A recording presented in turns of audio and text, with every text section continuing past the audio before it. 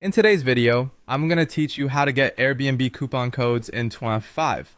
Whether you're planning your next getaway or just looking to save a little on your accommodations, this guide will walk you through the simple steps to finding those valuable discount codes.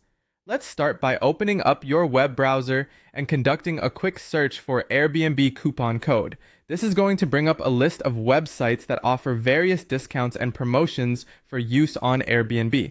Take a moment here to glance over the options. It's important to choose a reliable site that has up-to-date and valid coupons, so keep an eye out for any user reviews or ratings that can help guide your choice. Once you've identified a trustworthy site, click on it to open their coupon listings.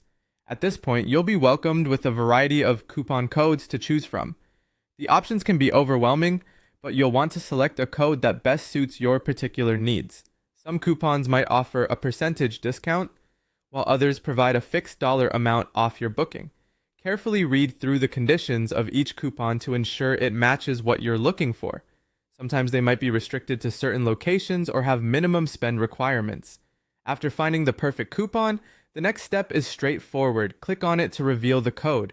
Websites usually display the code in a prominent way, and you often just need to hit a button to copy it directly to your clipboard.